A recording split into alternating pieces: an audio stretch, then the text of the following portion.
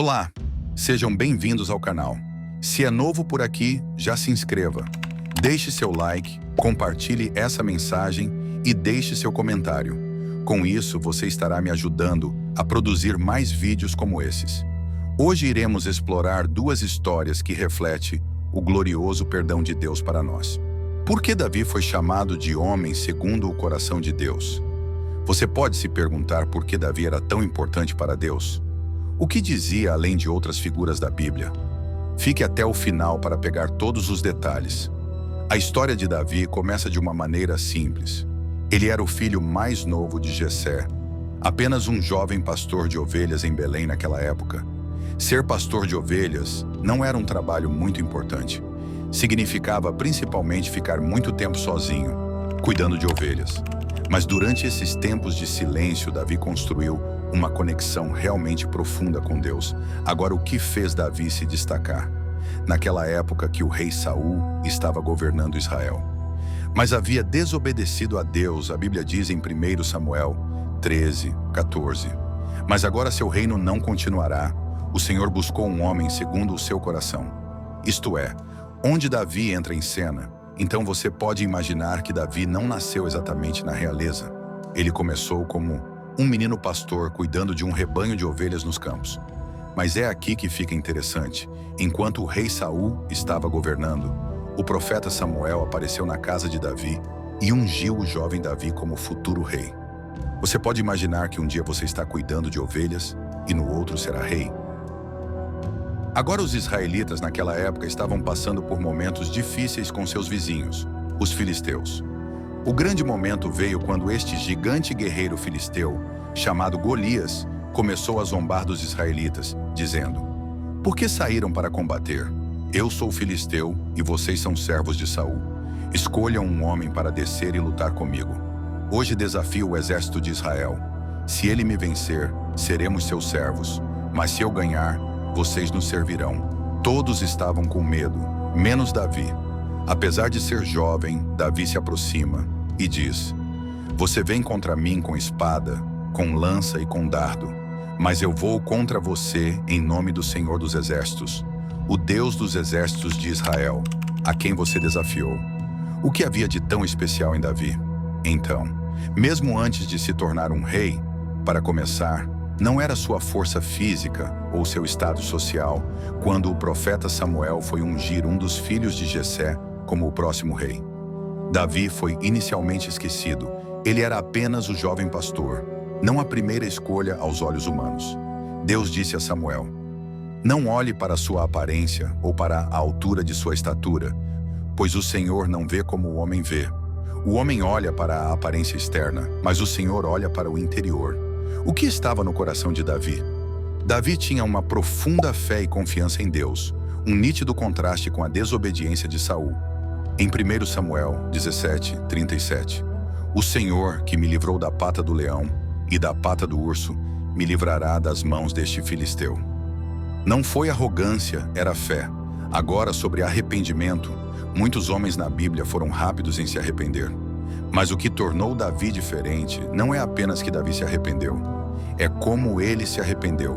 Seu arrependimento foi único, sincero e genuíno. O que isso nos diz sobre ser uma pessoa segundo o coração de Deus? É sobre ser perfeito. Davi estava longe de ser perfeito. Talvez seja sobre a postura do coração. Um coração que busca a Deus sinceramente, reconhece suas falhas sinceramente e deseja se alinhar com a vontade de Deus apaixonadamente. Então, quando pensamos em nossas próprias vidas, não vale a pena perguntar como estamos cultivando um coração como o de Davi? Estamos nos concentrando nas aparências externas ou em nosso interior? Somos rápidos em justificar nossos erros ou, como Davi, buscamos sinceramente perdão e transformação? Por que Deus teve que afastar Saul? Para pôr o que Deus chamou de homem segundo seu coração. O contexto aqui é realmente sobre o que o povo de Israel queria versus o que Deus queria. O povo de Israel exigia um rei, assim como todas as outras nações tinham. Eles provavelmente foram levados pelo fato de que todas as outras nações tinham reis, e por que eles deveriam ser diferentes? Eles não estavam apenas pedindo um rei, Eles queriam um rei que se encaixasse no perfil deles.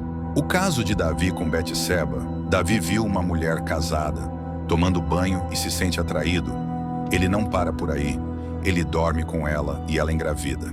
Davi percebe a gravidade e tenta encobri-lo. Ele chama seu marido Urias de volta da guerra, esperando que ele vá para casa e deite-se com sua esposa e tudo fique bem. Todos vão pensar que o bebê é de Urias, mas Urias, leal a seus soldados, se recusa a ir para casa. Então Davi toma uma decisão sombria. Ele providencia para que Urias seja colocado na parte mais mortal da batalha. Onde ele é morto é uma história chocante de luxúria, engano e assassinato. Mas apesar desses pecados graves, Deus não se afastou dele. Porque embora essa seja uma pergunta muito boa, que faz pensar profundamente sobre a natureza e o perdão de Deus, então por que Deus não se afastou de Davi depois que ele fez algo tão sério quanto matar Urias e ter um caso com o Betseba? A diferença de Davi para Saul é que Davi, além de reconhecer seus erros, o arrependia profundamente.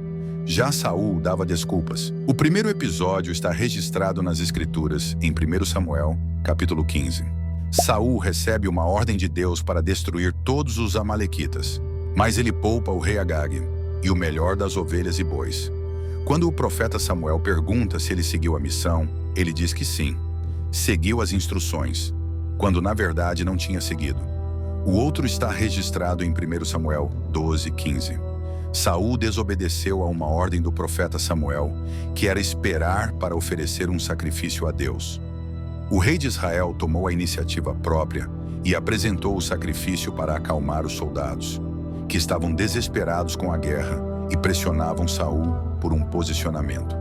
O profeta Samuel repreendeu Saul, dizendo que ele não servia para ser rei, pois não confiava em Deus para fazer o que ele orientava. Outra parte disso é entender como Deus trabalha. A Bíblia fala repetidamente sobre a misericórdia de Deus e a disposição de perdoar. Por exemplo, o livro de Ezequiel, o Senhor diz: "Vocês acham que eu gosto de ver um homem mau morrer? Não. Prefiro que se arrependa e viva." Isso nos mostra que o coração de Deus se inclina para o perdão e a restauração, não para a punição. Então, quando Davi se arrependeu, Deus o perdoou. Mas é importante notar que o perdão não significava que Davi escapou das consequências de suas ações. Sua família enfrentou muitos problemas depois, o que foi resultado direto de seus pecados. De certa forma, a história de Davi é uma lição poderosa sobre misericórdia e redenção. Nos diz que não importa quão graves foram nossos erros, podemos nos voltar para Deus, mas também nos lembra que, embora o perdão esteja disponível, nossas ações ainda têm consequências. Após o assassinato de Urias, o profeta Natã confrontou. Davi a princípio se irrita, mas depois confessa. A resposta de Davi: "Pequei contra o Senhor, sem desculpas, sem racionalizações, apenas uma admissão direta de seu pecado." E olhe para o Salmos 51, uma bela poesia que Davi escreveu após esse incidente.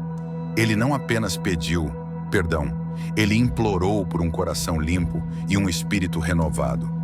"Cria em mim, ó Deus, um coração limpo e me dê um espírito reto." Em Salmos 51:10. Isso mostra não apenas um homem que reconhece seu fracasso, mas que deseja profundamente mudar e se preocupa se Deus o vai abandonar.